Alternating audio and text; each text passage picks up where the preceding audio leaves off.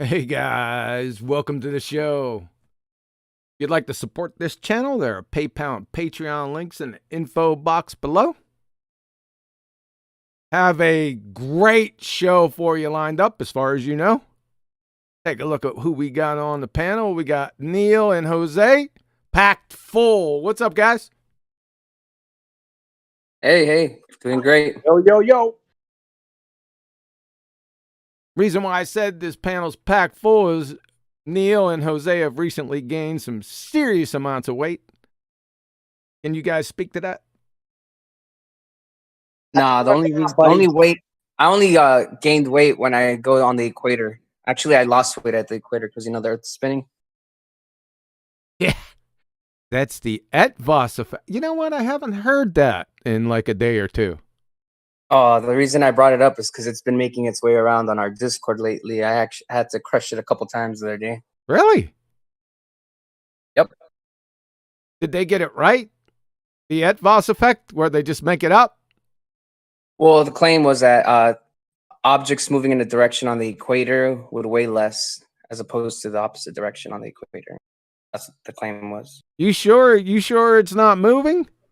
If you follow me? Oh, I'm sure. What's up, Arwen? Yeah, we're talking about the Etvos effect. I think it's moving west versus east, if I'm not mistaken. It's been a while. Correct. You're right. That's correct. I think Betty took it was GeoStreber, the alleged or self-purported master's degree in science. It's more than a couple years ago. She went up against him against the Etvos effect and just drug him around by his short hairs. It ended with her laughing in his face. Was it the same debate? Was it the same debate where Betty crushed them on where he said there was math equations for everything, and she's like, "What's the math equation for germ theory?" Yes. And he actually had to go and check in the chat because he had like a friend that was either a biologist or chemist, I can't remember. Yes. And he was like, "There's no math in germ theory." Yes. That's the one. Yes. Can somebody refresh my mind on what the Etvos effect really was? Was it like Coriolis based or something like that? It's due to the centrifugal force of the globe spinning, and east to west direction, things would weigh less. Yes. Would east way less? So it's like centripetal force based, like the counter gravity, that idea, right? It's nonsense. It's made up. He had a graph, and I know, but that's what they think of it. It's like, oh, it's less gravity because it spins at the equator more, countering the supposed heaviness. Wow. That idea, right? Yeah, well, whatever it may be, I don't know. Like I said, I haven't heard it in a long time. It appears that Jose has over on 24/7, but I haven't heard it in at least a day or two, right? All I remember is him pulling up a graph, but the graph was just conjured. Somebody conjured the data. It wasn't like data that was gathered. They just conjured it on what it would be. Right? It was ridiculous, man. I was sitting there rolling, and it wasn't only that. It was just the way Betty just systematically exposed his science acumen, a master's degree in chemistry, by the way. Just expose his science. Just beat it over the head with a frigging ball peen hammer. That's what I remember about it. Go ahead. Betty is not just smart, but she's tall and smart. What did you say? She's tall and smart? Tall and smart. It's really funny that you mentioned GeoStreamer because I'm not lying to you. Just 20 minutes ago, me and Indy were discussing that debate with Betty, and we mentioned it because we were having a meeting on our server with the Silvers. And I was like, something came along where like it took us to the route where we remembered about Betty in that debate and how she crushed them, and it was pretty funny. No way. Yeah, serious. Ask India when he comes in. I will. That's really crazy because I haven't even thought about that. How do we even get on this topic? You mentioned it right now, but I'm telling you, me and Indy just had this conversation like 15, 20 minutes ago. Same conversation. Unbelievable. Because truth makes its way through all the bull crap. Yeah, I was thinking about mainly thinking about the topics for the show, and I was just going to leave it open as of a couple days ago, but I can't believe it. There's two things that popped up. Number one, I can't believe, I'm sort of shocked. I shouldn't be shocked that somebody's parroting, people are parroting what Conspiracy said like 2 months ago. And it was this. There's a difference between speaking of the numpties, right there, perfect timing. He said there's a difference between gas pressure and pressurized gas. And when I first heard it, I just started laughing uncontrollably, right? Because it's so stupid. But Improv. But I figured, that was a one-off. They were just numptying around, making stuff up just to get them through that little debate. And then I think it was yesterday, it might have been the day before yesterday, that I was challenged with it too. I said, you got to be kidding me. I heard it then from Conspiracy Cat, and then heard it 2 days ago, right? I didn't hear it any in between. Nothing that I made a mental note over anyway. And then I said, yep, that's definitely one thing I'm going to bring up. And then this stupid Cavendish experiment. I can't believe I still have to deal with this, right? It's after I come out of the gate swinging with this gravity nonsense 5 years ago. I mean, I had a whole bunch of presentations on it. I think I did one. I can't recall if I did one. I know I presented it to Robert Bassano. I don't know if I did one on this channel. I can't remember. But definitely did it with Cathexis a couple times, and then with Nathan about 18 times. But I can't get this. See, after nearly 5 years of correction, walking these numpties by the hand and with instruction, and then ridicule on top of that, we have some baltards again conducting, guess what? Cavendish. It's not even an experiment, right? It's tantamount to beating alleged credentialed chemists over the head with ball-peen hammers that redox reactions are responsible for combustion, not phlogiston. But then these alleged chemists continuously and strongly insist on conducting phlogiston experiments. What in the world is going on out there, guys?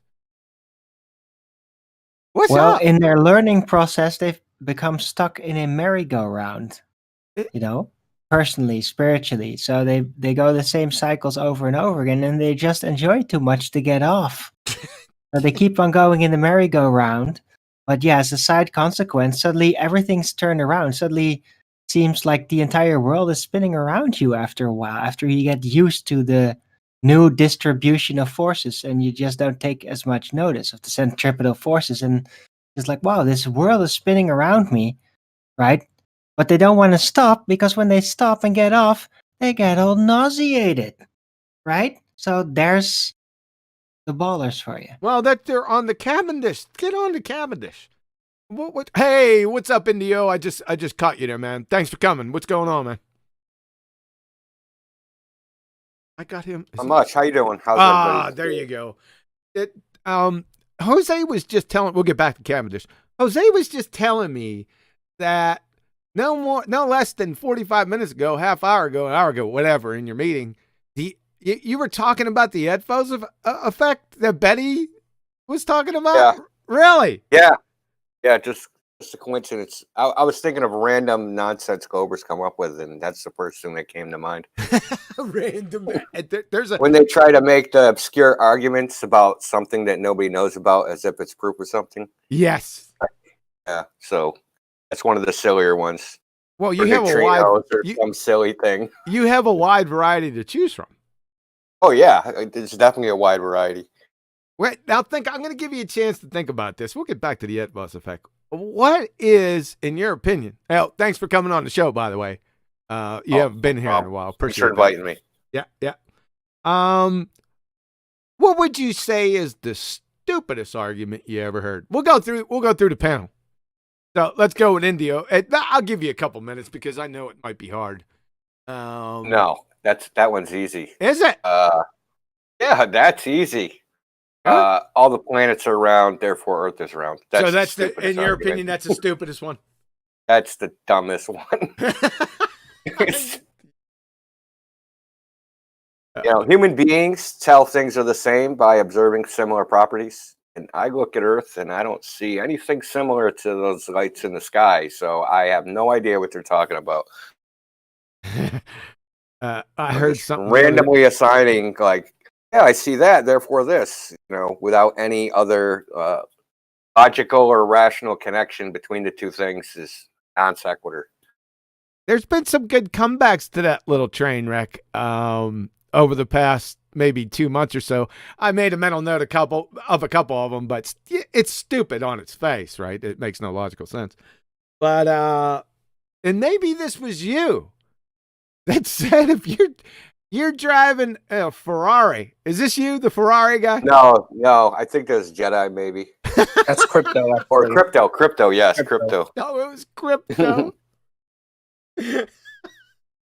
You're driving now. How did he put it? You're driving down the road and you see somebody in a Ferrari, therefore you're driving a Ferrari. Was that it? Yes, Yep, it was something like that. Yeah. It's a logical train wreck, man. But you're right. That is pretty stupid. Arwen. Yeah, and one more thing. Hold on a let second. me add one thing to it. Is that people like Neil deGrasse Tyson, Bill Nye, these people open with this, right? That's like their first proof. They start with a non sequitur, and I just shut them off after that. It doesn't matter what they say after that. It just lost. If you're fooled by that argument, people, it is non sequitur, like Indio said. I mean, I don't know what to tell you. Arwen, concisely, the dumbest one you ever heard. My God, it's like, how can you even express this after this word, after the sheer quantity of deepening levels of stupidity? I think that in general, virtually, or perhaps spiritually, I think that Brenda is really going for the tip of the spear. And yeah, how many times? Like every time she hits the deepest part. She Not the goes more and person. more into philosophical wonderism, basically. Not the That's person, what the argument. So what was it again? It's Dog bone? the dumbest argument ever put forward. Good. The dog bone thing, perhaps. I don't even understand what that meant. It's just, Bones or clocks. it's like Dadaism. Like that's what the level she's stooping to now, Dadaism. So, yeah, there you go. So dog bones are clocks. Right, that was it. Okay. Okay. Well, that's fair. I'm gonna have to say, Indio, you got some serious competition, dude. Oh, I have more. All right, so Darwin has lots more too. Yeah. So dog bones are clocks, and you got since we see planets, then we must be living on a planet. Wait, planet doesn't even mean sphere, but I digress. Jose, dumbest one you ever heard. Well, I'll have to use this was relevant. I was literally discussing this on Discord on the lobby with some this isn't a staunch glober, obviously. The staunch globers know better than to say this. But just the normies, right? The normal globe earthers that just believe it's a globe that come on here and try to debate it. Drain something. Coriolis effect. Oh, the toilet bowl. Yeah. You know what? I've seen that come back just last week. Me too. That's why I'm mentioning it. That's one that I've been encountering in the lobby by the noobs. They'll be like, oh, we were discussing the Coriolis effect, and most of them just think it's flushing down the toilet. What the Coriolis effect is. They have no idea that it's two separate frames of reference. They don't know anything about their inertial reference frame or the other one. They just flush the toilet. Unbelievable. I saw the meme the other day. I can't believe that one. I'll tell you what. This is getting tough. Okay, let's get Neil. Neil, what do you got? to agree with Indio. If you're talking about the dumbest one, Yeah. that's it. You're But, on with you're that- on Indios? Yeah, but with that Coriolis, that's what I thought the Coriolis effect was. When I first heard Coriolis, it was the way water went down a drain. Right. So Fair enough. If I walk in my bathroom, if I could walk into my bathroom right now, the sink and the toilet, right? They sit right beside each other for the most part. I can turn on my sink and it spins clockwise, and I flush my toilet and it spins counterclockwise. Does that mean that I have an equator between the two? Absolutely. yep, of course. Unbelievable. Fair enough. Rocky, hey, Dave, what's going on, man? Are you off mute? Nope. You are now. What's up, Dave?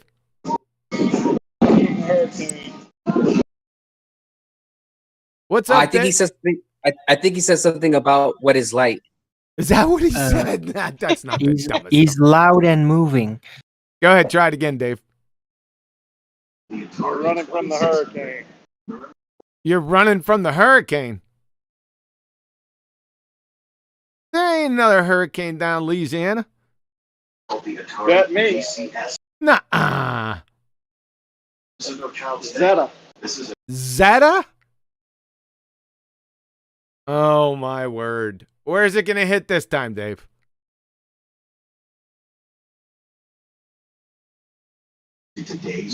My marina again? Is it going to hit your marina directly? Coming right up the gut. That's 1, 2. Is this the fourth one or the third one?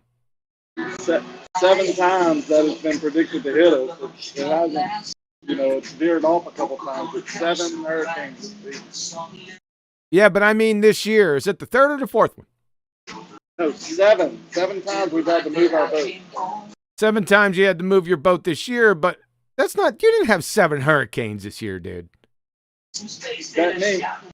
Bet me. Oh, man. All right. We won't get to your dumbest argument. You better start running. No, we're running. We're crossing underneath the bridge now, headed north into the lock. So we'll be safe in about 2 hours. You want to turn that radio down and tell us that again? No. No. I gotta love it, man. Yeah, and watch out. See, hurricanes are Coriolis effect. Hurricanes are Coriolis effect. The angular, conservation of angular momentum. We dealt with that for the past couple of days. That's preposterous. But, all right, I guess that's some stupid arguments. Sasha. Do I know you, Sasha? Yeah, some not very well, but we spoke. Hang in there, Sasha. I'm the guy who told you about Sarajevo and things. About satellite hunting? Sarajevo, the town in the Bosnia when you spoke That's about your right. daughter. Sarajevo. Yeah. I got you. Yeah, I got you now, Sasha. Yeah. What's the dumbest Glover argument you've heard so far?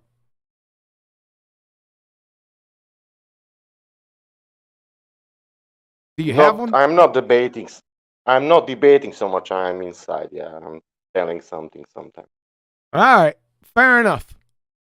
No one's asked me. Because it's a hard choice, dude. You guys bring up a lot of good arguments. Those dog bones are clocks. That's more or less. That's not really an argument. It's more or less a joke. But granted, Arwen, I'm gonna have to. I don't know what I'm gonna do with that one yet. That's a difficult. It's so.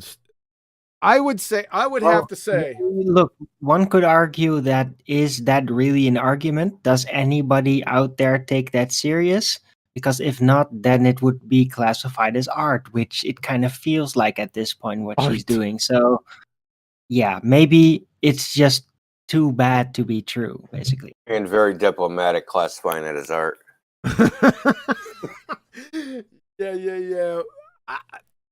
I would have to say, just thinking off the cuff, because I haven't thought about it in a while, I suppose. There's just so many. It's so hard to choose from. I would have to say the toilet bowl argument for the Coriolis effect. It's kind of hard to beat that. You got to admit, right? But Yeah, it's an old one. But the dumbest one that I think, the most preposterous one, is that the stars spin in different directions in the hemispheres, respectively. Yeah, but technically that's not really that's not even an official claim. That's just a misunderstanding. That's true. I agree with Just that. a technical misunderstanding. It's just due to the side effect of a lot of ballers being really freaking stupid. Fair enough. Yeah, you caught me. Yeah, fair enough. So I guess I'm gonna stick with toilet bowls. I'm gonna have to think about that and get back. Next show I'll think about it, and because it's a hard choice. It definitely is. So what do Well, we got after here? thinking about it a while, I think everything we came up with are actually runners up to. You should see Europe from New York City. Now that you're correct, Indio. That is pretty stupid. That's got to be the pinnacle. That is a pretty dumb argument. What? And that is just like, it's like prior 2015 arguments. These are like baby baller arguments. Yeah. That just happened last week on Nathan Oakley. The guy Say came in and said, "Why can't we see Paris?" Yeah, Oh From God, New York. that. that's that. Can't even see the end of your road sometimes. Like you think you're going to see 3,000 miles. I mean, are you kidding? Well, these people have problem basically reintegrating into reality because they're probably people that are very used to thinking in maths, in geometry, you know? And then it's very easy to overlook that there is atmosphere, all these effects, perspective, and yeah, that's a whole separate subject. So they get stuck into this mindset and then they overlook all that. And I Yeah. think that's really what's the cause of it. Yeah, but if they're thinking in geometry, I mean, is it Muppet Vision geometry? Because the biggest problem with that, now it doesn't even go. You don't even have to go to perspective or Right, but they just don't take it into consideration. They overlook it. You know, in your mind, potentially you can shape things however you like, and you can bypass certain factors. You Yeah. can allow yourself to do that. Like as a typical academic, you would probably never do that personally. Okay, reconnected. All right, that's cool. What I was saying, That it's not so 15 much. degree an hour drift. Yeah, what I'm saying, it's not so much that you should see Paris. Yeah, there's atmospheric conditions. Yeah, you got the Raleigh criterion, but the answer is the acute angle. Am I wrong? Well, it could be hypothetically discussed that if there was a vacuum, you would probably No. be able to see. I'm talking about the acute angle. The angle's so acute when you look straight out that it's impossible. Now that takes into perspective, right? Correct? Indio.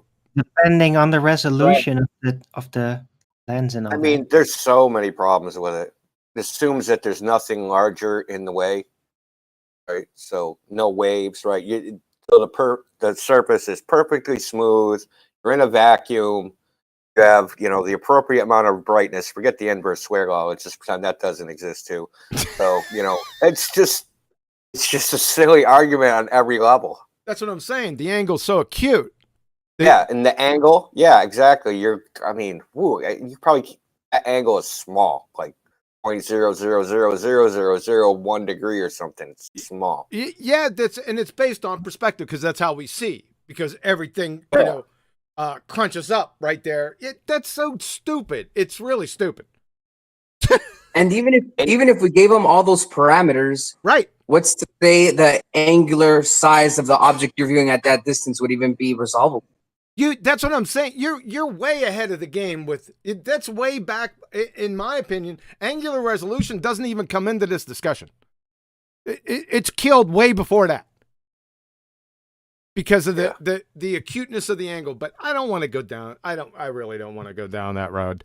inverse square law of light. Yeah, the inverse square law. That's what Indio said, not even bringing that up. Yep, exactly. But what I did want to do briefly, because this, like I said, do you guys want to do it? The Cavendish experiment? Do you want to guys go? You want to go over this thing or? An experiment. It's not an experiment. Yeah. But it's such a train wreck. I did want to devote a little bit of time. Not that I think it's going to help, because this isn't for the baltards. This is what I've been hearing. And this is what I've been noticing. I've been getting a lot of people telling me that listen up, baltards, because you guys think that you're intellectuals and that you're championing the baltard spinning space monkey religion. That I'm telling you, I've been getting a lot of reports from just the Joe Coffees and the Betty Bread Makers, just normies listening. They're listening to you guys. They're not saying anything. They're out there listening. They're either friends, family members, associates, peers of flat earthers that are just listening, because I think some of the flat earthers, what they're doing is they're turning their phones on, turning the volumes up, and they're letting them listen to you guys argue, and the reactions are shocking. These people are rolling their eyes, laughing at your dumbasses. I just want you to know. So please don't stop whatever you're doing, because now my best flat earth proofs, guess what they are? You. So keep it up. Any comments on that? Well, it was bound to happen eventually. You know? Yep. Jose, Indio, have you heard any of this? I know it's anecdotal. The other day that they're the best evidence for flat Earth. I'm Yep. trying to defend the globe. Yep. And just watching it fall apart, sand between their fingers as they try to grasp it. It is quite humorous that, like, they supply all the rope. We just have to let them talk. We don't even have to do anything. Yes, sir.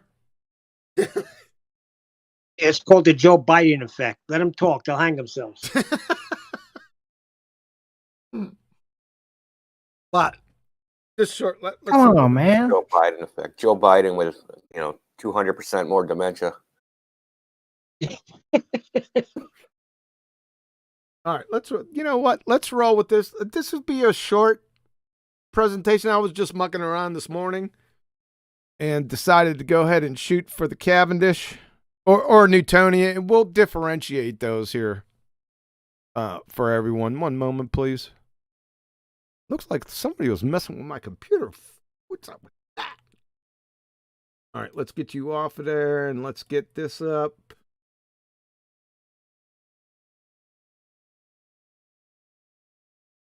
And we're good. See how fast that happened? Just so efficient. If you guys can watch on the, do you have the watch page? But I'll pull it up. Yeah. I have a question before you start. Go ahead. Still have any Globers disputing whether gravity is a force? Are they still on that, or have they finally let it go? No. That's what I'm saying.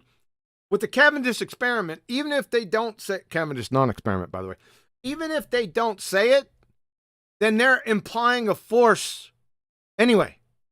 So if they mention Newton, Cavendish, they don't know who CV Boys is, but if they mention any of those three, Reverend John Michell 4, then they don't have to say it. They're already implying a force, right? So yes, they are. They think it's a force. Yeah. Unbelievable. Yep. I just wanted to point out there are I don't know if they're listening to us, but there's many videos up on YouTube from people, you know how these guys are. They trust the authorities, wherever they are. Yep. So there's plenty of PhD physicists that have worked at CERN, teach at university. Plenty of videos, and the latest one is for that Atheism channel. He's kind of a huge channel where he does of course he's a baltard, but yes, forgive him for that. He even has a video that's titled "Gravity is Not a Force" that he released a week ago. Yes. So, I mean, it's like your own priests are saying it's not a force, but you're coming in here and other places arguing that it is. Yes, you've lost a lot, man. It's wrong. Sorry. Yes, you're exactly right. They're whistling past the graveyard because, let me say this again. They are not parroting the correct pseudoscience. The Baltards, they're off the sheet of music of their own pseudoscientists, which is scary. What are you guys doing out there? I've been trying to tell these people this for 5 years, walking them through it. I'm going to walk you through this again. Very briefly. It's not going to be long. But you got to start parroting the correct pseudoscience, and your correct pseudoscience is Einstein. I'm going to show you. Okay? We'll try to go through this real quick. We're going to make a stop here with the Cavendish non-experiment, train wreck. These people haven't even read his original study. They're just making it up from what they heard from other people. So let's get to this. Right, the Cavendish and the Cavendish non-experiments all connected with what we call Newtonian gravity. We call it Newtonian gravity because they ascribed it to him back in the day. They shouldn't have done that. We're going to go over that too briefly. But I'm only using it because I've taken gravity, I've taken gravity away from Newton. Right? I only say that so everyone will know what I'm talking about. I only use Newton's name for that. So keep that in mind through this presentation, okay? So, what's Newton's law, right?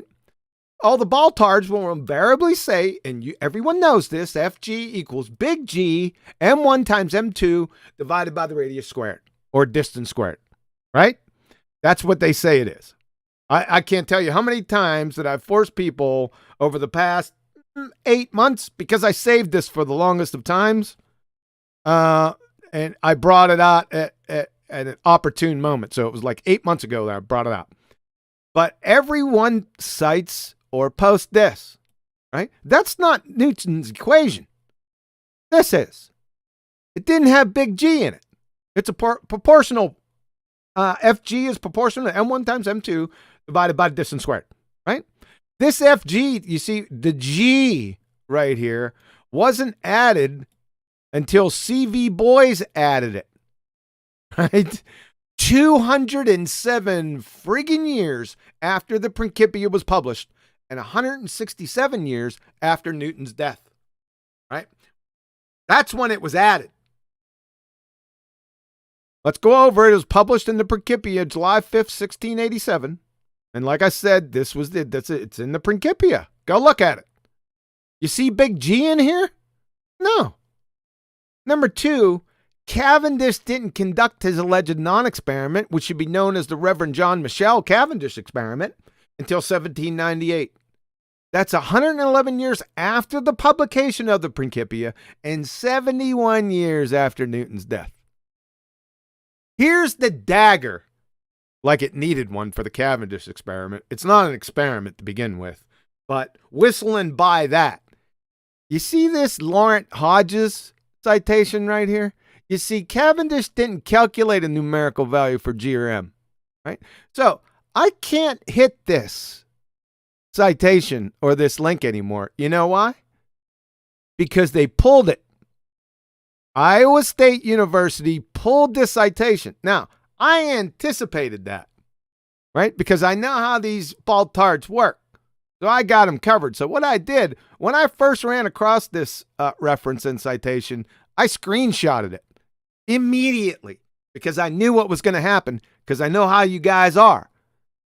So let's take a look at this. I want to read through some of this because I think it's pretty important.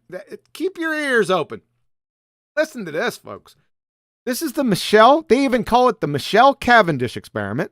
This is from Laurent Hodges, Department of Physics and Astronomy, Iowa State University. The Cavendish apparatus for determining the gravitational constant has always seemed to me, and surely to many other physics teachers, to be one of the jewels of physics. A marvel of simplicity and beauty. I'm getting all tingly. I never fail to show it to my students when we are learning about gravitation. Our textbooks generally credit Henry Cavendish, 1731 to 1810, with having been the first scientist to determine the value of the G, big G. However, his experiment is often referred to as having weighed the Earth, because from the knowledge of R, the Earth's radius, and the gravitational field strength G at the surface of the Earth, it is possible to determine the mass of the Earth. Right? This is the little W equal mg. Mg, love you long time.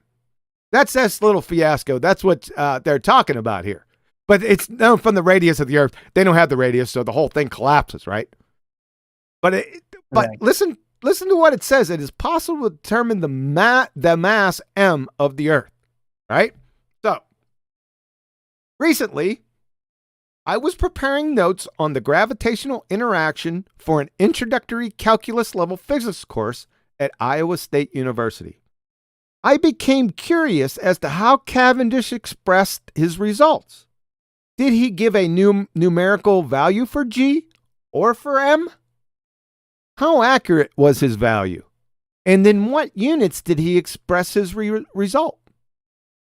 Not finding an answer to these questions in any of the textbooks, that should be sending up red flags for everyone out there right now.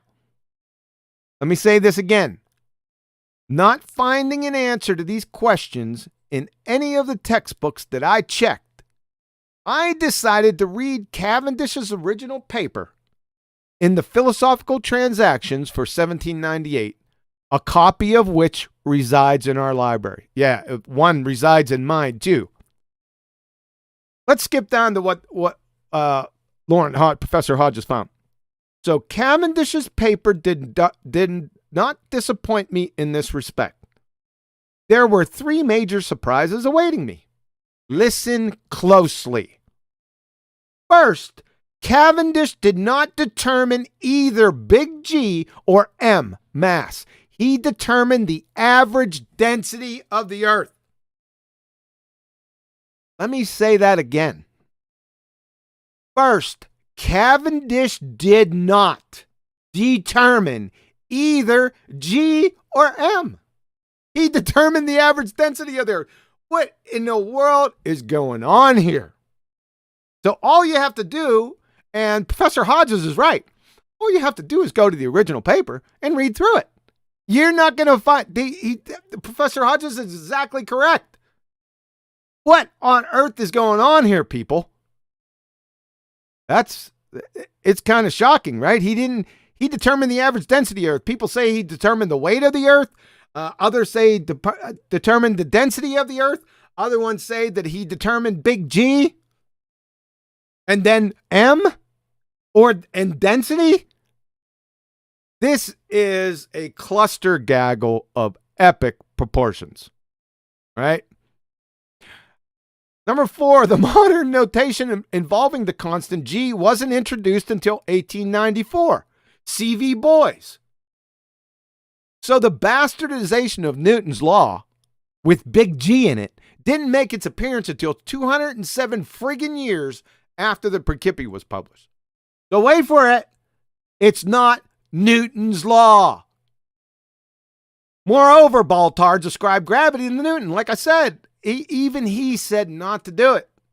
In a letter to Dr. Richard Bentley on February 25th, 1692, Isaac Newton says, "'Tis inconceivable that inanimate brute matter should, without mediation of something else which is not material, operate upon and affect other matter without mutual contact, as it must be if gravitation, in the sense of Epicurus, be essential and inherent in it.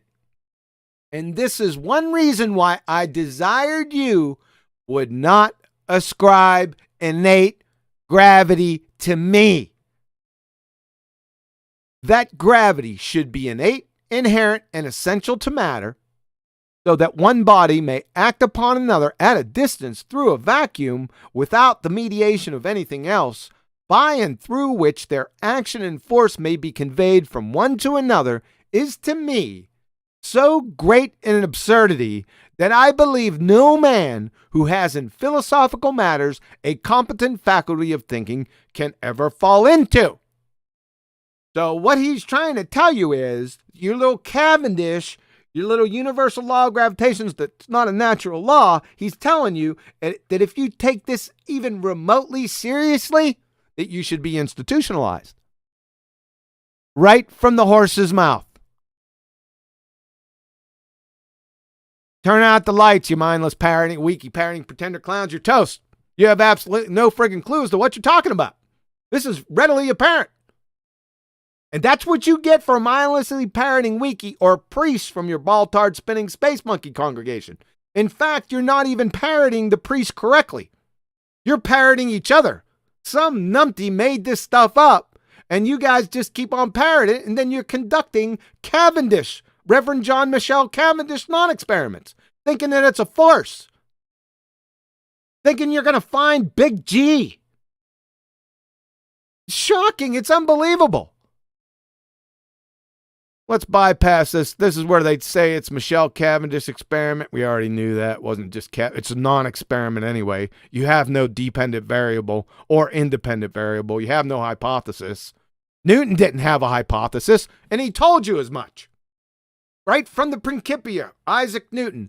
I have not as yet been able to discover the reason for these properties of gravity from phenomena. And I do not feign hypotheses. How can you have science without a hypothesis? He makes no hypothesis because he can't. It's nonsensical. It's not science. Period. Sean Carroll is going to tell you right now.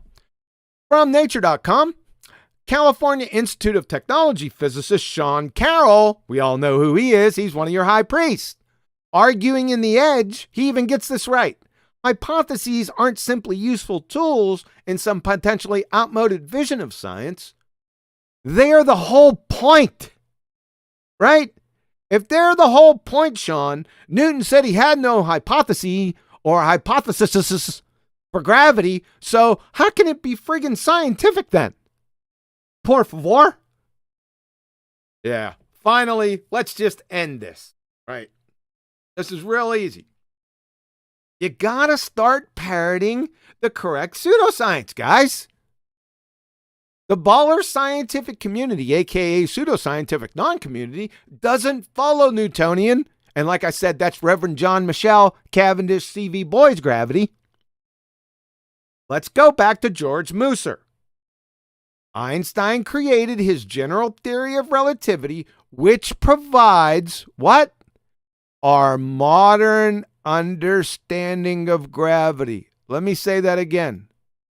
Einstein created his general theory of relativity, which provides our modern understanding of gravity. Do you get this? It's going to be echoed in the next 3 citations below.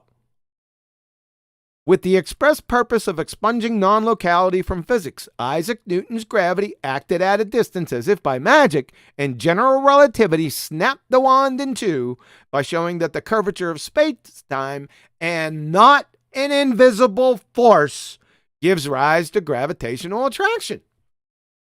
Right? Here's the backup. These are all from your alma maters and your pseudoscience priest. You're not parroting the right stuff. From your alma mater wiki, Newton's classical mechanics were superseded in the early 20th century when Albert Einstein developed the special and general theory of relativity, period. You just can't get this. You try to redefine what supersede means. It's a joke. Let's go with Professor Jacob D. Benkenstein from Caltech. Einstein also replaced, that means there was something that he replaced before that also. Einstein also replaced the Newtonian law of motion, which is F equal ma, by the way, by the statement that free test particles move along geodesics, the shortest curves in space-time geometry. So are you going to try to redefine replaced? I guess that's what you got left. Let's see how you're going to do with this last one. From Douglas Klein, professor of physics, via Phys Libre text, Newton's 2 crowning achievements, the laws of motion and the laws of gravitation that had reigned supreme since published in the Principia in 1687 were toppled from the throne by Einstein. That's it. It's over. How can you weasel your way out of this one? All four of them. What are you going to do? This ain't getting through. If it's both the laws of motion and the laws of gravitation, the whole spiel, it's the whole thing, it's a full Monty. This is what your pseudoscience priests are telling you, but you're not listening to them. So, psst, spinning space monkeys, time to wake up and start mindlessly parroting the correct pseudoscience. That's general relativity, and begin brushing up on your differential geometry and tensor calculus skills. We'll leave the light on for you. Questions, comments? Yeah, it's interesting, if I may, Go ahead. how Einstein's gravity supposedly is what did you say again? The modern version? Our modern word? understanding of gravity. The modern understanding. So how modern is it if it's basically doesn't give you a lot of understanding at all? It's basically just a story, and there's very little grip on physical involvement with reality, as it were. It's all just in the mind, really, and making you do mind experiments every step of the way. So how is it a better understanding of what was before understood as gravity, supposedly things dropping down? How is that helping in any way? Not really helping, is it? Not helping them. In other words, how do you have a modern understanding of something you don't understand? That doesn't seem to work. Yep. What's up, Chocolate? Hey, hold on a second, Chocolate. Hey, Rob Keane, What's you're up, guys? cracking me up, dude. Rob Keane has super chat, man. He said, "Do I really have to be server muted?" Hey, dude, I took you off mute. Sorry about that. But go ahead, Chocolate. Not like I interrupt or anything. Rob, we'll get to you, man. Sorry about that. Yeah. Hey, Chocolate. Yeah, go ahead, dude. I don't know if you heard the beginning, but I've been hearing a lot of. It seems the ballers are back at the Cavendish. They're conducting the Cavendish experiment again. I don't know what they're doing with it, but that's what I've been hearing. Really? Yep. I haven't heard much about Cavendish in a while. Yeah. What? Yeah. But can I add a quote, though? Cause Yeah, go ahead. you got quotes, but you got my favorite one, which is, we can, we do, we must consider Newtonian gravity as a force. Doesn't mean it really is one, but we don't necessarily have to work at the really is level. George Musser, 2019. Yes, sir. Thank you very much. Yeah, this is preposterous, man. Classic. Indio. The Globers don't want to go there. That it's just a model. They don't want to go there because then they would have to admit that it's just a model with no physical reality. And all their mathematical arguments that, well, the model makes predictions of X, Y, and Z just fall apart. Because it's just an abstract concept. We data fit observations, then make a mathematical model to fit those observations, and that's it. If you want to attach a little story to them, it's just a little story. That's all it is. What did you say that one day? I was pretty impressed when you said it. I think I heard it. It's on one of my presentations. I think you said something to the effect as, all they're doing is making novel observations and then wrapping those observations into a conclusion wrapped around their fairy tale story. I remember saying that. I might have. Yeah. Might have had a lot of coffee that day.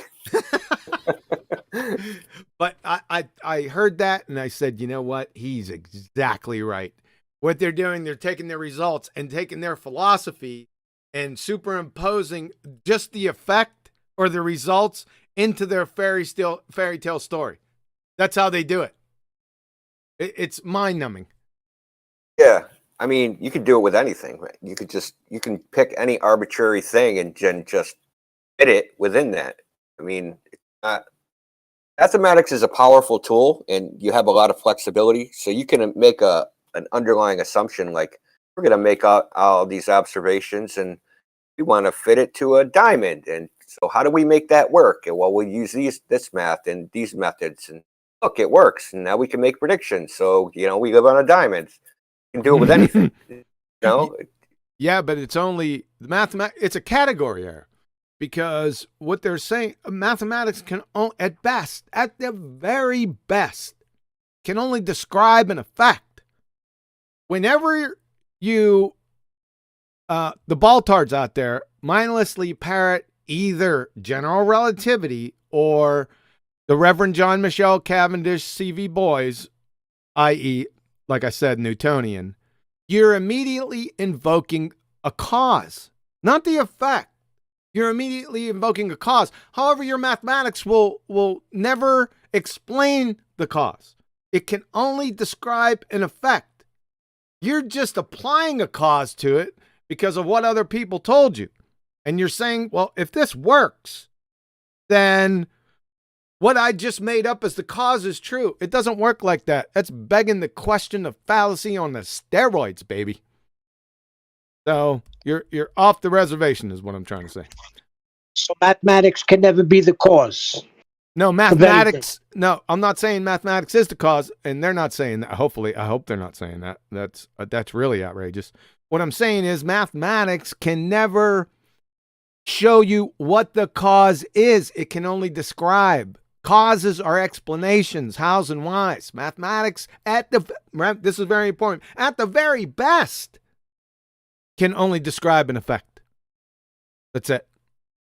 Got it. Yep. Jose. Yeah, and only to a certain level of approximation at that. Yes, exactly. Yep. I had something else on my mind, but I forgot what I was going to say. Go ahead, Jose.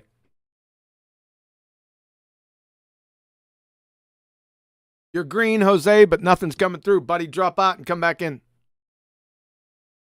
I didn't even see him light up. Yeah, he lit up for me. We'll give him a second.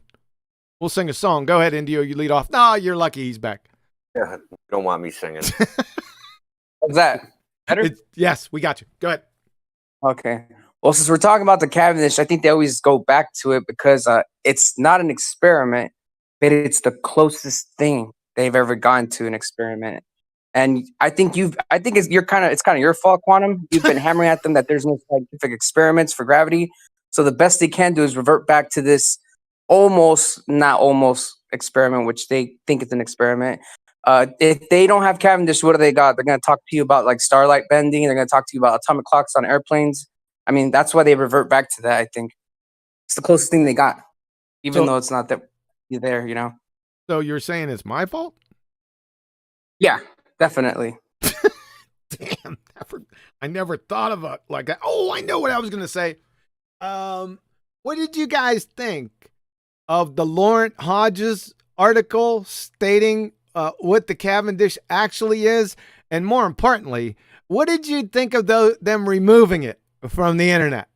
I wanted to get people's take on that. I saw that because that part where they're telling where the professor is talking about what he didn't do, like he didn't calculate M or G, and all that. Like I screenshotted that, right? And then I would try to go back into that paper a few months ago for some reason, and I couldn't get to it. I was just like, and I had meant to ask you about that. I was like, did they delete this? Yep. Because I don't have it. I still have it in my bookmarks, but like go to it and it's like it's not there. I'm like, ooh, okay.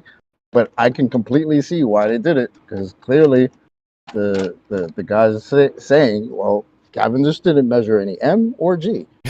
What do we usually hear that Cavendish came up with? G? Problems. You got problems. But it's despicable, right? And I know they're despicable. That's why as soon as I got, and it was a long time ago when I got it, but I said, you know what? Let me go ahead and screenshot this. Not that I couldn't go back, in the time machine and get it, right? Not that I couldn't do that, but I said to myself, you know what? This ain't gonna last. I should point out in defense of Globers that they don't even know that Cavendish wasn't even trying to measure G. They think that was the point of his, yes, let's call it a test or measurement or whatever you want. They don't even know that. So in light of, what you've presented, now they have new information. Are they going to update their thinking, and say, hold on, this test is pretty weak. Should not rely on this. no, They'll actually do that. no, they won't. I've presented this multiple times, Matt, and have posted it multiple times. It doesn't seem to work. They're not. It's not only not an experiment.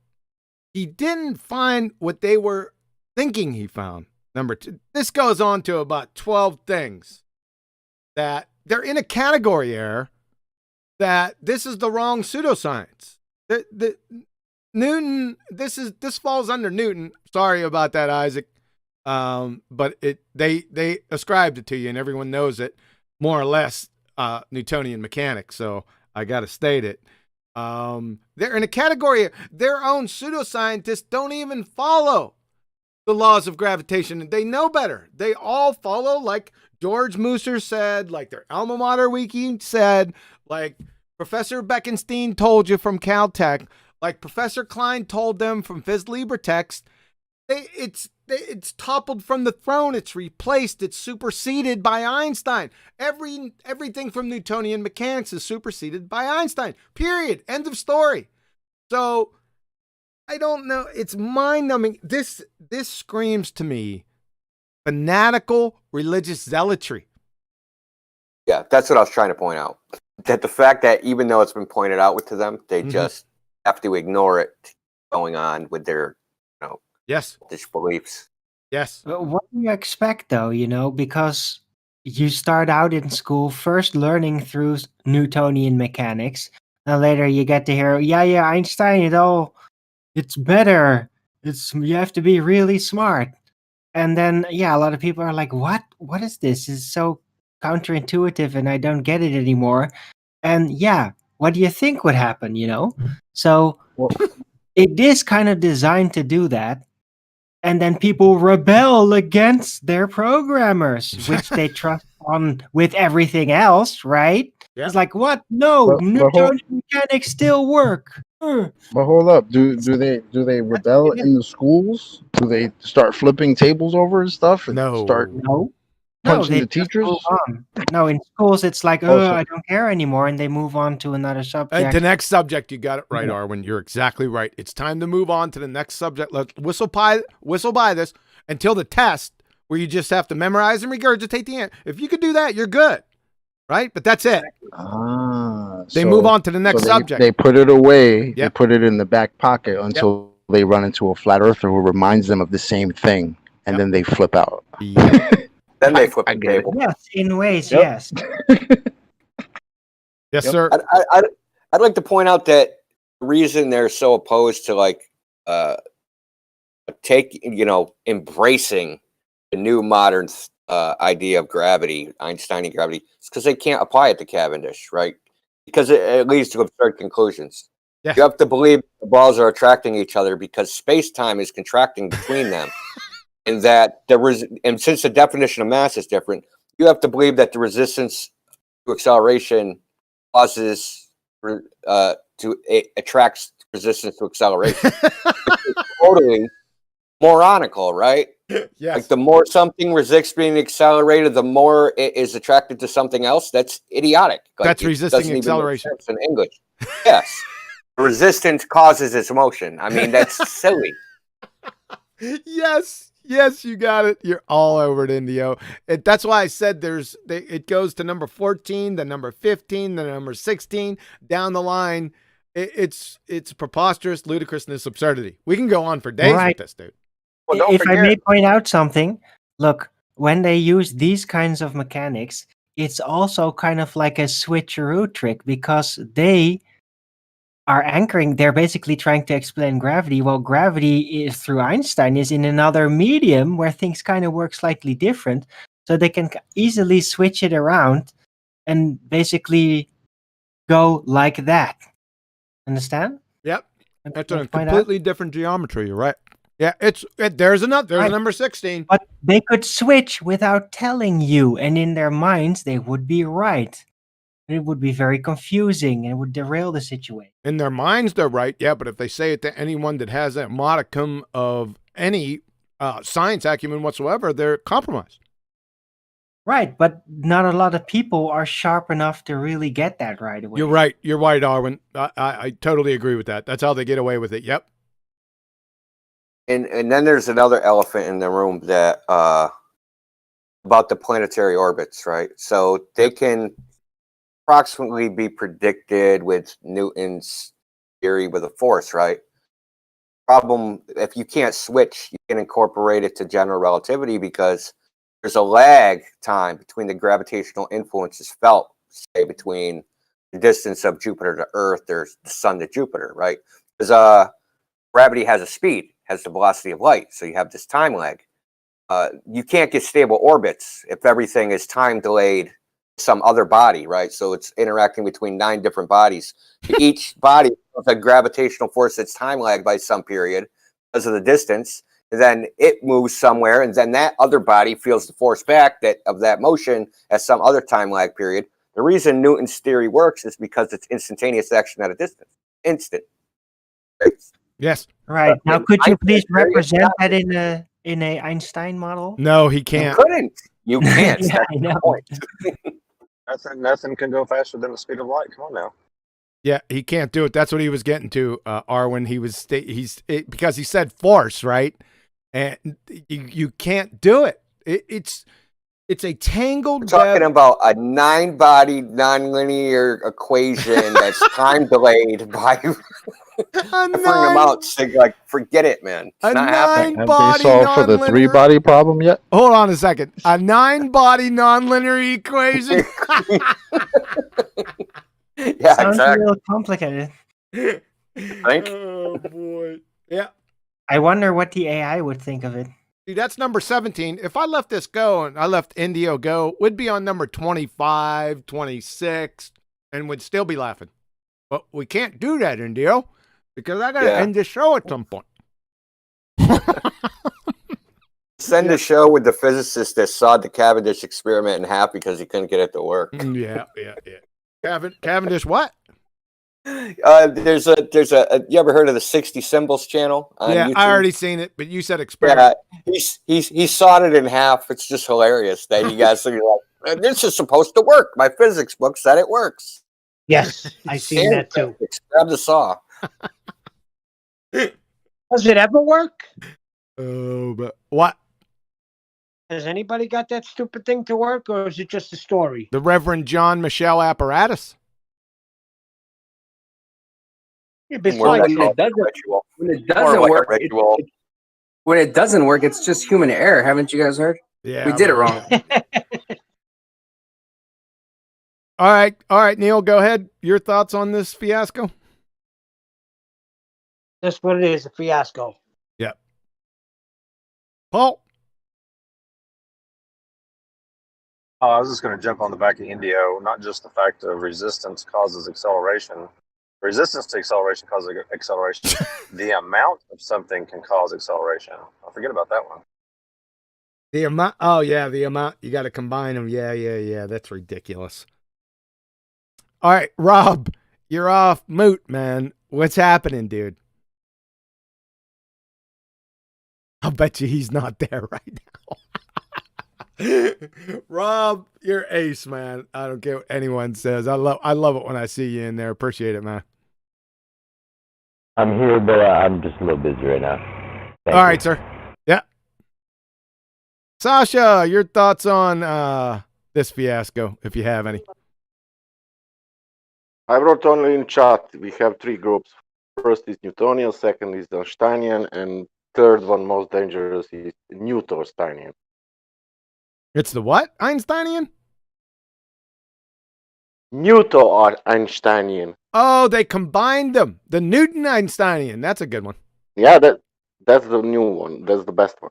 That's It's like the buffet theory of gravity. We The just take a little buffet, bit of this and a little bit of that.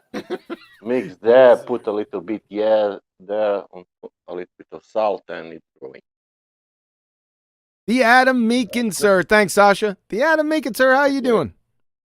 Yeah, well, yeah, not bad. I'm afraid of suffering this evening from the effects of time travel, John. Forgot that you guys weren't on the time switch. Yeah, So not yet. Ours is, yeah. I think, the first weekend in November. It's coming up, but yes, we're not yet. Yep.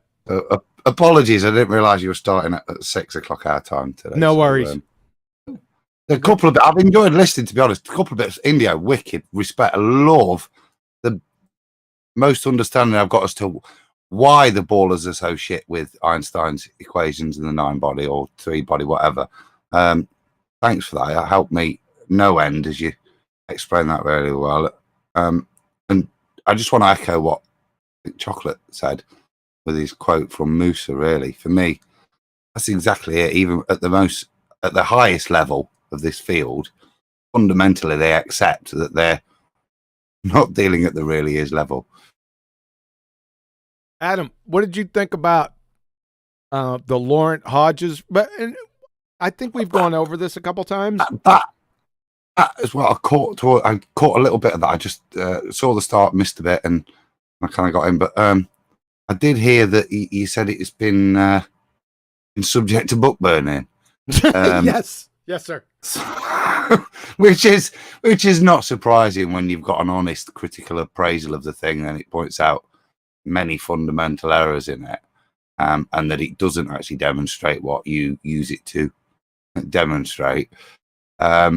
It's not surprising, a bit like I think when back in the day when we was doing stuff and bits would disappear off Wikipedia or be altered and the likes. I think with a document like that, doesn't surprise. Well, Wikipedia isn't surprising because, as you know, anyone and their sister can post on Wikipedia. I don't have an issue with that. I expect it from Wiki. However, this isn't Wiki. This is a university website, right? It's a little different game here. Didn't Thingamajig do it as well? When Riley was doing stuff, and there was a number of papers, weren't they? It was the light refraction stuff. Yes. And I think the ballers put it in, and one of the institutions took down some of their papers, didn't they, that Riley had cited? Yes. As well. So there's precedent. There's what I'm probably making there. It's not the first time they've reacted to what would be a flat Earth concern, something that is raised by flat earthers and fundamentally attacks their modelers. Yeah. It's two then, isn't it? Yep. So yeah, Happened it's a few really times. despicable. I was kind of shocked because go ahead. Somebody had something, Indio? Well, I was going to say it's happened a few times where they've done this scrubbing. So ask Jose to tell you all the they've constantly changed, like when you can see the curvature of the Earth. So it used to be like 80,000, then it went to 60,000 feet, then it went to 50,000 feet, and now I think they've settled on 37,000 feet for the last year. So, yeah, so and there was the wiki page for buoyancy. It used to say it used to have the formula, and it would say, "Oh, you can disregard G because it cancels out." That's gone. Yes. So yeah, so they keep scrubbing things here and there. And the new hotness from Chocolate, he posted the art. I don't know where you got that from, Chocolate. It's flat Earth debunking, where they have to correct Neo smoking the grass.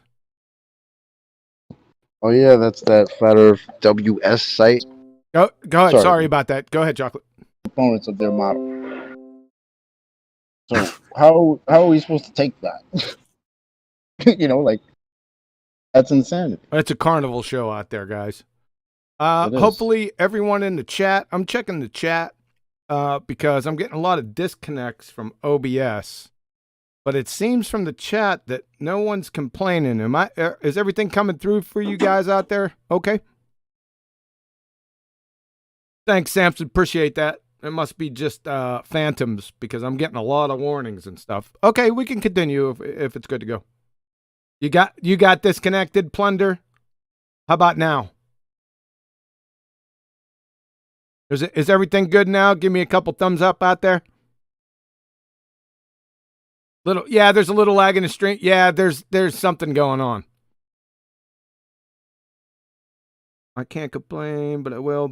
It's back now. Okay, appreciate it, guys. We can keep going. Yeah, John, you're probably experiencing the same thing as I have. I don't know why it does that, but during my streams, my own view on the live stream, then slows down or lags, but everybody else doesn't seem to be bothered when that happens with me. We're not going to talk about we're not going to talk about the technical aspects. If it's lagging for you guys out there, I'll make it quick. Just turn down your bit rate out there, guys. But I'm talking about a completely different issue. No, you're not lagging out there. Just saying. Okay. All right. So we can continue. Let's see what we got. Let me put this down. Check this out. Let's see who we got. Anything do you want to add on to that, Adam? No. I think I've said my bit there. We got the Rumpus in here. Rumpus, this is against my better judgment, right? I'm gonna take you off mute here. 8 seconds. Yeah, I'm gonna take him off mute in a second. Listen, don't tell us. I give him 2. Don't tell us that we don't understand. All right, I'm gonna take you off mute. Just be nice, okay? Here we go. Get ready, guys. Be nice.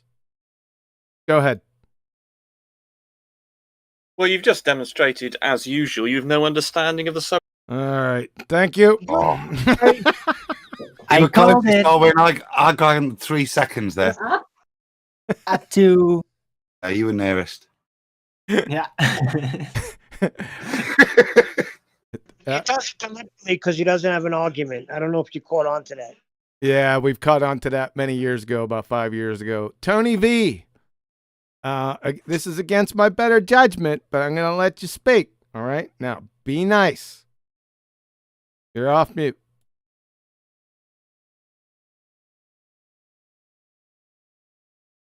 Tony V, you're off mute. Share your pain, sir.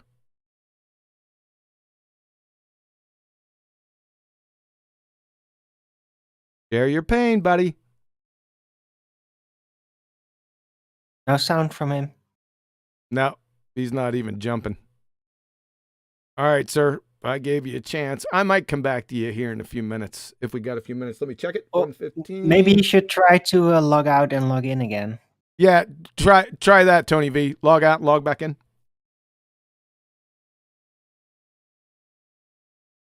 The last guy on here, you don't got a chance of getting in on this. I can't even believe you show your face in here. Z, man. Where's my 2 G's? And I'm not talking about little G's either, big G's.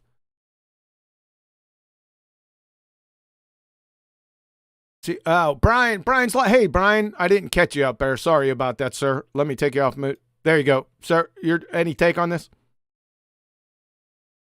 Hey, QE. Yeah. I was listening in, but I couldn't join in until a few minutes ago. Actually, I do have something to say. Excuse me, I'm a little bit out of breath.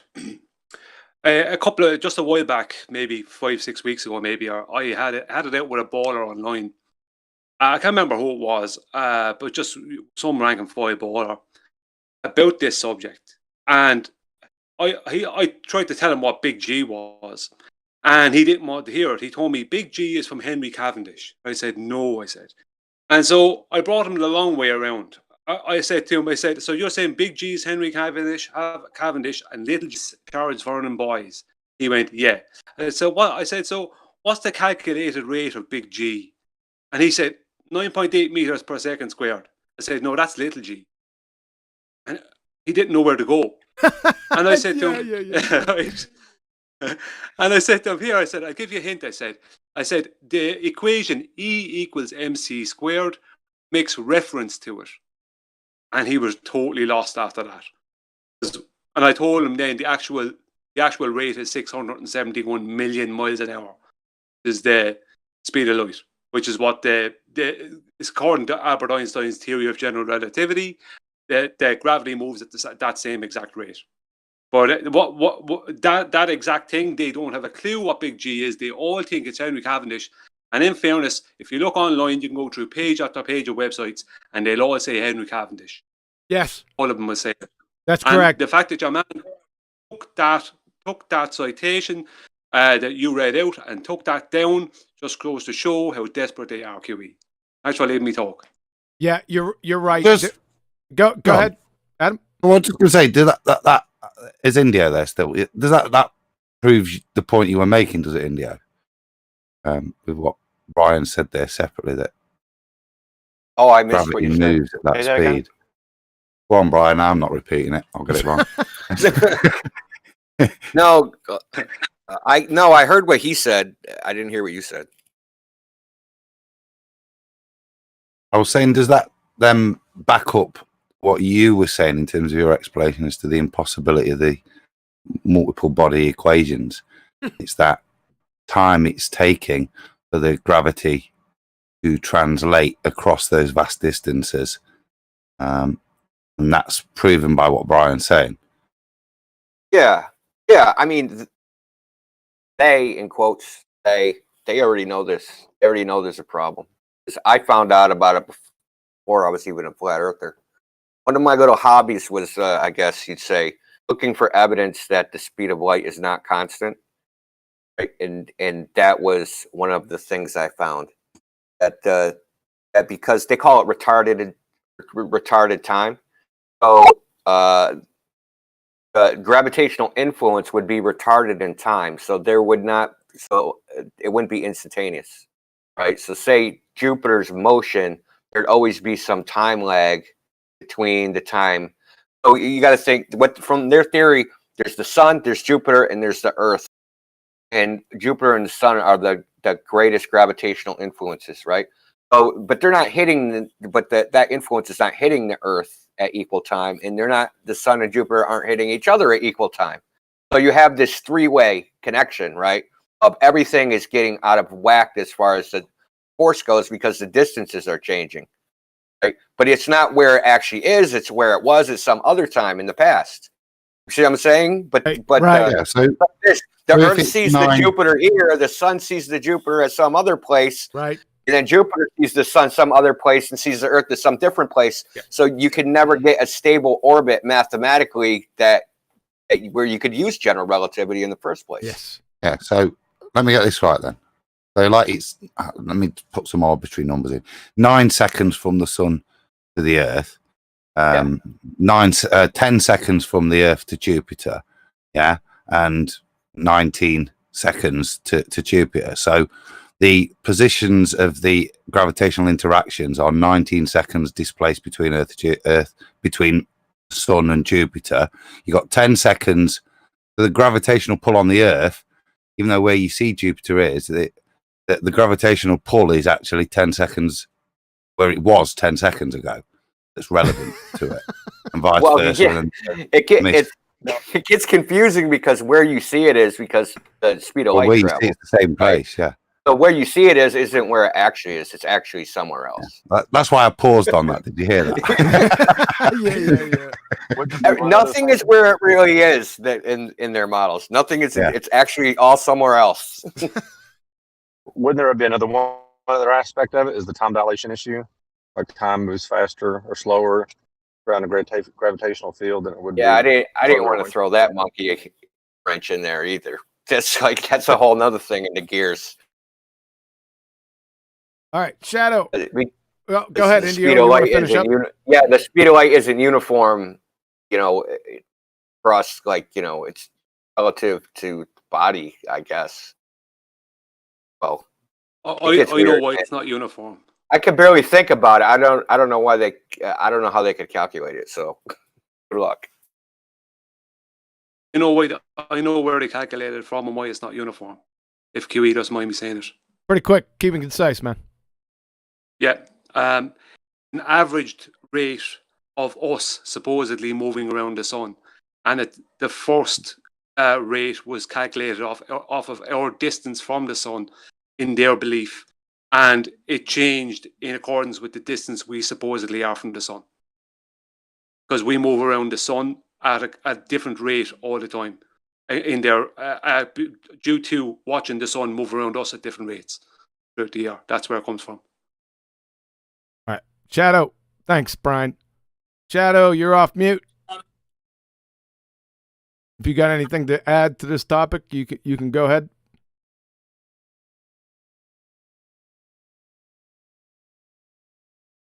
Thank you. That's what I thought. Let's go with a biogeochemical cycle. That's pretty funny. Who is that? Biogeochemical cycle. You're off mute, man. Yeah, what's up? Be nice. What was the topic? I just dropped in. Ed, you little Yo. stinker, you. I like the names that you bring up, man. I do like them. They're pretty cool. So how's it going, Ed? I haven't talked to you in a couple days. We're talking about Henry Cavendish, Newtonian gravity. Uh-huh.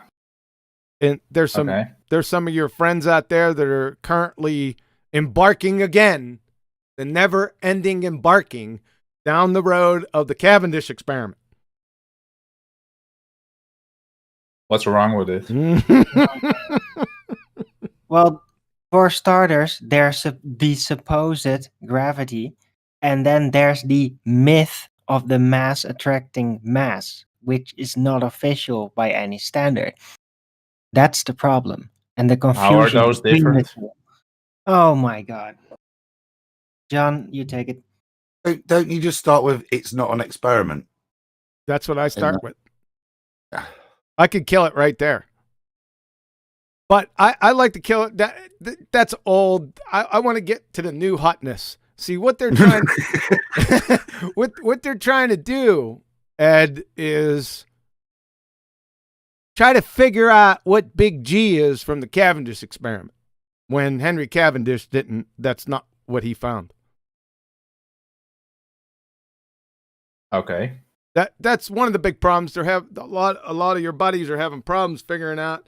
I don't know where they're getting this from. That from the Reverend John Michell Cavendish non-experiment that he calculated big G, which he didn't. And go ahead. Okay. Sorry. Oh, okay. So, and I mean that's just one in a long line of about 25 reasons why it's a train wreck of a dumpster fire disaster. They're in a category error because even the pseudoscience priests, their own pseudoscience priests, don't follow. And I'm using Newton just so everyone knows who I'm talking about, but it's actually Reverend John Michell Cavendish C.V. Boy's gravity. The pseudoscience community, non-community, doesn't follow that. They follow general relativity. It's the new hotness from 105 years ago. Okay, but then who says that the Cavendish calculated big G? Who said? Well, all the ballers, I would say in unison, say that. I don't know how many times I've heard that. I heard it the other day. Where is it noted then in scientific literature that gravity is officially proven? Now, we're not. Hold on, Arwen. He's asking a specific question about big G. Right. Yeah, I'm wondering who says that. Everyone, all the ballers, maybe not you, but every single baller I ever talked to has said that. Well, usually they talk about gravity, and I think Brian just said that big G is like the speed at which the effect is noted. That's the difference, right, Brian? Sorry, Ed. I didn't catch that. I think you said a few minutes ago that the difference between little g and big G is that big G is the speed at which the effect of gravity can be noted. Is that correct? G is the speed of light. It moves at the same speed as light in Albert Einstein's theory of general relativity. Okay. Yeah, I think we're getting off the beaten path here. What I'm saying here is that all the ballers that I ever talked to think that big G was calculated from the Cavendish non-experiment. You're saying that that's incorrect? Well, whenever I hear people talk about Cavendish, it's usually just about gravity, not the speed of the effect of gravity. No, I'm talking about Big G. Right. Yeah. So is Big G then the speed at which the effect of gravity? No, can be I don't want noted? to get into that. What I'm saying here is that they think that Henry Cavendish discovered Big G. Okay, I can't say I ever heard someone say that. You have never heard that.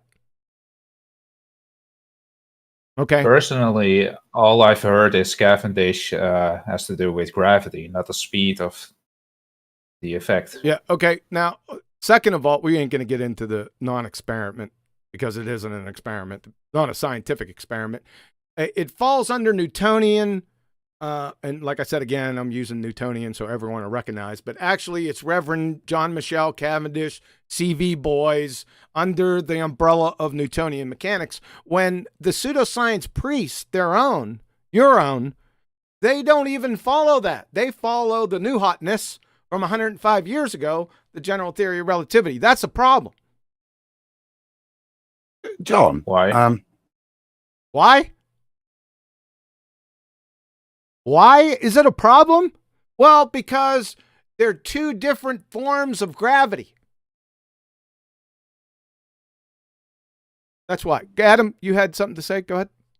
Just to come back to the point, I just did a quick Google search and just a couple of quotes, if I can, because from reading it, I'll read the Encyclopedia Britannica definition from 2019. So Cavendish experiment, measurement of the force of gravitational attraction between pairs of lead spheres, which allows the calculation of the value of the gravitational constant big G.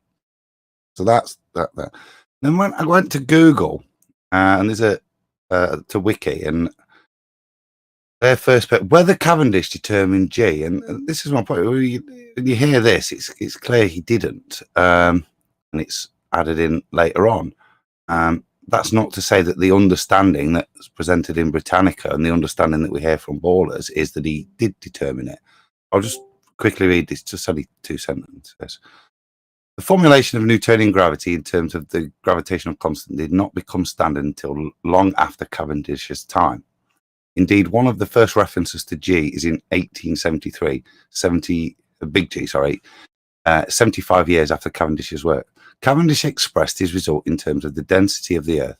For this reason, historians of science have argued that Cavendish did not measure the gravitational constant. He referred to his experiment in correspondence as weighing the world. Later authors reformulated his results in modern terms. There's citations for that. Yeah, I went through that during the presentation. Yes, it was it was CV Boys. I think it was 1896 if I'm not mistaken. Hold on. Let me go back up. It was CV Boys who calculated it. I don't even know why I'm going back up. It doesn't have anything to do with the new hotness. What the pseudoscientists are saying nowadays is that it's general relativity. That's the problem. And we still got these guys. It's 1894 for CV Boys.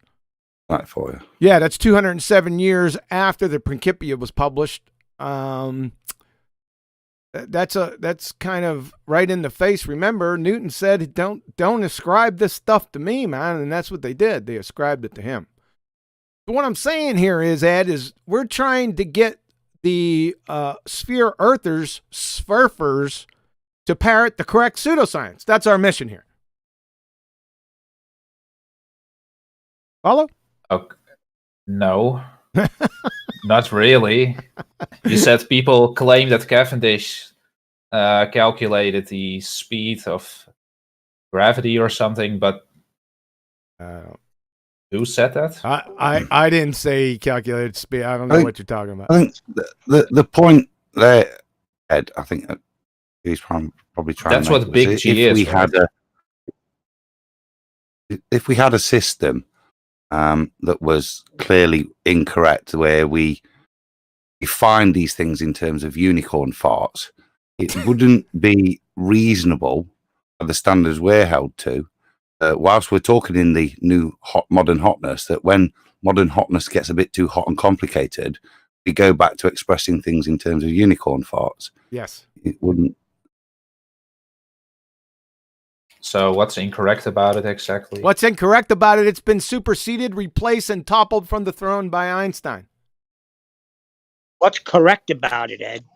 So then can you tell me what F equals MA has been superseded by? F equals MA has been superseded by Einsteinian mechanics. Yeah, what's the formula exactly? I have no idea. You're going to have to go find it. Oh, so you don't know. I don't care. It's not that I don't know. I really don't care. Then what did you base your statement on exactly? From George Musser. See, you didn't watch the presentation. That's the problem. From George Musser, that says Einstein created his general theory of relativity, which provides our modern understanding of gravity, number one. Number two, from your alma mater wiki, Newton's classical mechanics were superseded in the early 20th century when Albert Einstein developed the special and general theory of relativity. From Professor D. Bekenstein at Caltech, Einstein also replaced the Newtonian law of motion. Now that is F equal ma by the statement that free test particles move along geodesics. And finally, from Douglas Klein, professor of physics, Phys Libre Text, Newton's two crowning achievements, the laws of motion and the laws of gravitation that had reigned supreme since published in the Principia in 1687, were toppled from the throne by Einstein. That's what I'm basing my statements on. Okay, so what I hear is argument from authority and Wikipedia. Those not arguments from authority. Argument from authority is when a authority is not a subject matter expert in the topic. I can tell you that George Musser is a subject matter expert. He's got a PhD in astrophysics. Your alma mater wiki, we can dismiss that one. I don't really care. Professor Jacob D. Bekenstein, PhD astrophysicist from Caltech, and professor of physics Douglas Klein, they're subject matter experts, so it's not an argument from authority. Well, then it's a straw man, I guess. Oh, it's a straw man. Yeah, how is it a straw man? Because you're making up stuff. I'm making up stuff. I think that'll just be about it. That was making up stuff, because making up stuff isn't a straw man. Could I explain it to Ed? Quickly. Okay. Ed, little g is 9.8 meters per second squared. That is according to Einstein, the earthly rate of gravity. The speed of light is the universal gravitational constant, which is the speed of gravity in the universe according to Einstein. The difference is with Einstein and with Cavendish is that Einstein, gravity is not a force, it's an effect. And the rate of gravity changes the further away you get from Earth. Because the further away you get from Earth, the closer you get to deep space, in his belief, then the faster the rate of time moves, as time and gravity and light are all connected in his belief. You need to learn about that. And that will, if you learn about Albert Einstein's theory of general relativity, you won't have confusion. Yeah, I know they're related, but why is it wrong, though? Why is what wrong? They're not related whatsoever. They're totally different geometries. Newtonian gravity is Einstein, or is Euclidean 3 space. Einsteinian gravity is pseudo-Riemannian 4 space. Newtonian gravity, and I'm using Newtonian, like I said, just so everyone knows what I'm talking about. It's not really Newtonian, but Reverend John Michell Cavendish gravity is instantaneous actions at a distance, whereas Einsteinian is limited to the speed of light. There's 25 other things wrong with it, but those two they're totally different. No, one is just more detailed than the other. No, it's not.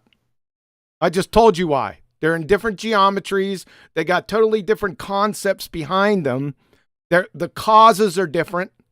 They're totally. Horseshoes and field goal posts have more in common. Newton probably didn't know anything about the speed of light, so that's why he's not more detailed and probably thought it was instantaneous. Newton said you shouldn't ascribe it to him. That's what you just said, what the difference is, right? There's many differences. They're completely different, and Newtonian mechanics is not followed. I just told you 4 times. I could go 25 different times. I wanted to save time. Yeah, Einstein's is more detailed. No, so. That's not what they said. It's toppled Newton, superseded Newton, replaced Newton. Not more detailed. That's not what they said.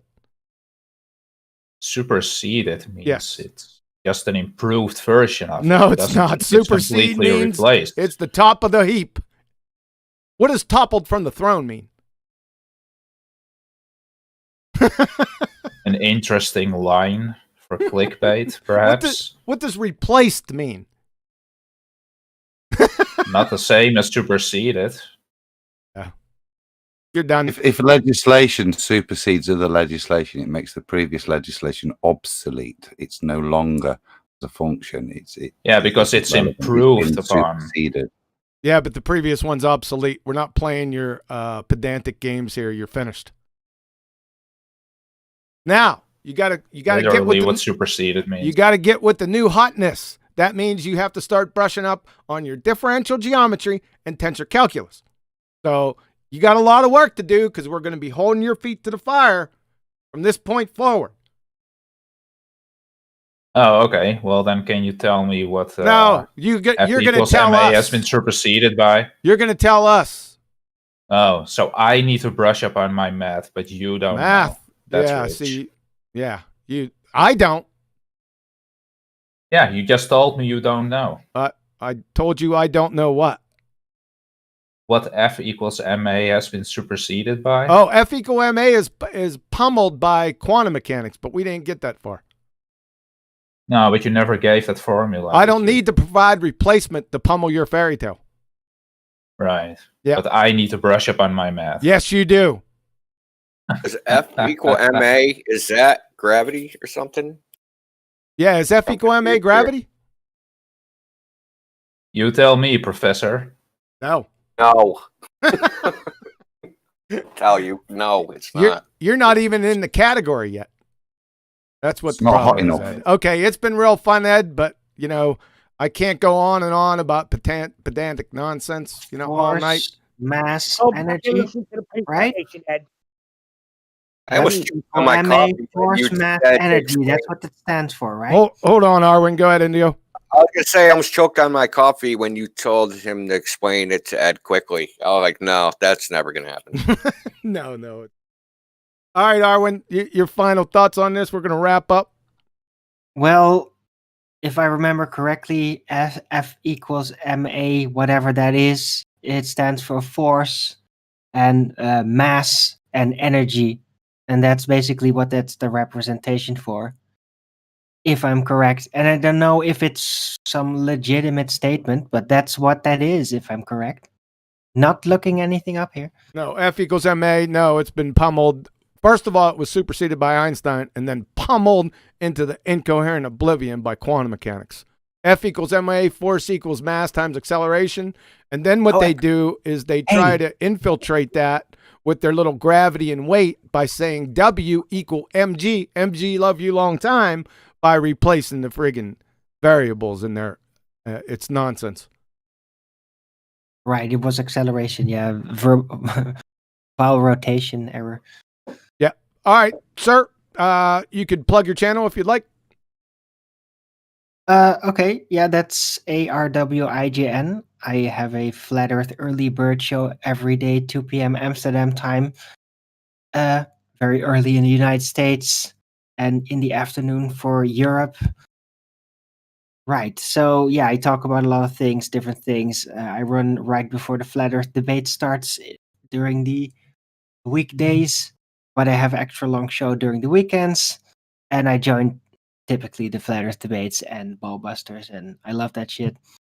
Very educational, like to contribute whatever I can figure out.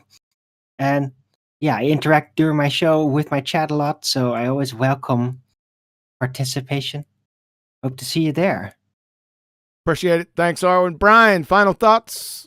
Any Thanks, Pab. Go ahead. Go on, yeah, go on. Sorry, I cut in. Yeah. Yeah, well, okay, I'll go ahead. Thanks for having me on. I think the answer that Ed and a lot of them are looking for when they're looking to replace F equals mg is actually E equals mc squared in a lot of ways. What do you think about that? Say that one more time. I think that when Ed and all these people are looking to replace F equals mg, I think the actual replacement of that from Einstein would be E equals mc squared.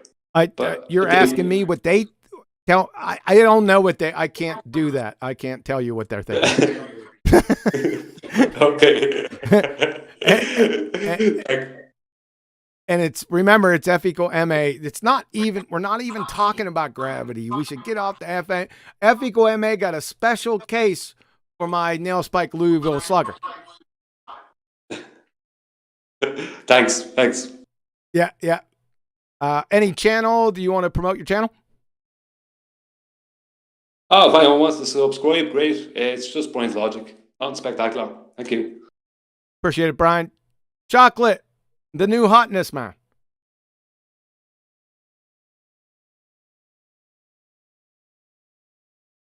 Chocolate is MIA.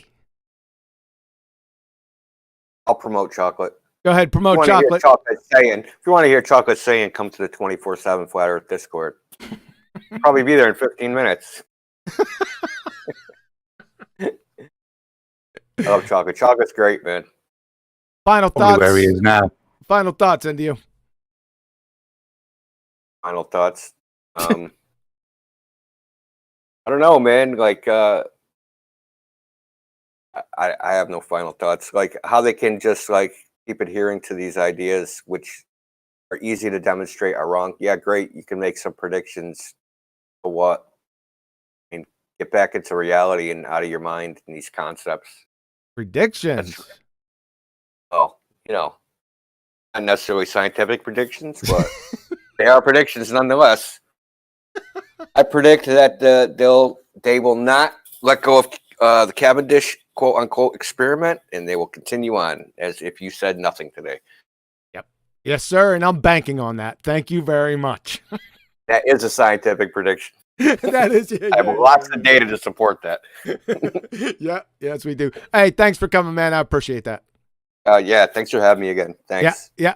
Jose Meza, final thoughts and promote that channel, baby. Well, my final thoughts are pretty much the same as everybody else's, it seems. So I'll just plug in real quick. If you guys haven't caught us or joined the Discord, make sure to join it. Just type discord.gg/flat earth. It'll pop up. We also have 2 live streams that are currently running 24/7. And once you get in there, you'll see that there's a lot more things we got going on. We got a wiki page, we got a Spotify, we got an iTunes where we select a bunch of the good clips from the 24/7 and just give them little bite-sized pieces for people to listen to. If you guys haven't joined that yet, join it now. That's about it. Appreciate it, Jose. Thanks for coming, man. Hey, can you drop that link into the chat? The Discord, sure. Yeah, drop it in the chat, in the live chat. We're hooked up. Appreciate it, sir. Paul, final thoughts?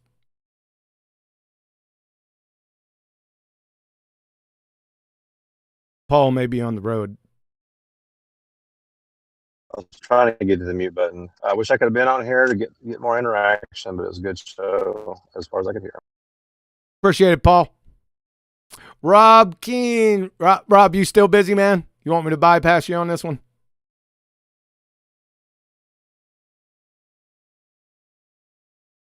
Thanks for coming, man. And sorry I didn't get you off mute quick enough. I'll try to do better in the future. Adam Meekin, sir, take us home. Yeah, well, thanks, mate. I don't think I have anything directly to add. I think it's all been covered Very nice. So channel shout outs. Obviously, I'm Realm Media. See us over there on Friday nights by 11 o'clock or 10 o'clock. No, whatever it is. 11 o'clock. Yeah. See, I was trying to make it messes with my head, John. Just messes with my melon. This time travel. It's still 11 o'clock UK time, whatever that translates to over the pond. As for the other stuff, I'd agree with Arwin in terms of I love that shit on those channels. You'll see me there, the same as him. So yeah, here, Ballbusters, Nathan's, and various other places. And yeah, cheers for good evening again, mate. Sorry again for my tardiness at the beginning. You're fine, sir. All right, guys, I appreciate it. We had a lot of participation today. It's a target-rich topic. They still refuse to get past Newtonian mechanics, specifically in this case. And like I said, I don't like to ascribe it to Newton because he said not to do it. So I'm trying my best to not to do it, not to ascribe it to him. So it's Reverend John Michell Cavendish, CV boys, and every pseudoscience priest out there that parrots this stuff. It's nonsense. They're in a category there. They're not even parroting the right pseudoscience. I've been trying to get them to parrot the correct pseudoscience for many years now, and it's not taking root. But I'm going to continue to try. Please help me. Help me help you. So, take no prisoners. No quarter will be asked. None shall be given. And I'm not closing out yet. You know why? Because I forgot to add next Saturday's show. I just thought of it, right? So, give me one moment. Here we go. Next Saturday, in place of Ballbusters at 1 p.m. U.S. Central, and whatever time you are in the UK, I think it might be 6 p.m. UK. It's Professor P.Z. Myers going down with the ship. So make sure you stay tuned to that one, man. It's really good. It's right up there with Dr. Mary Schweitzer. So tell your friends, tell your family, tell your peers. Don't miss this one, man. It's a good one. So, take no prisoners. No quarter will be asked. None shall be given. And remember, I'll be back.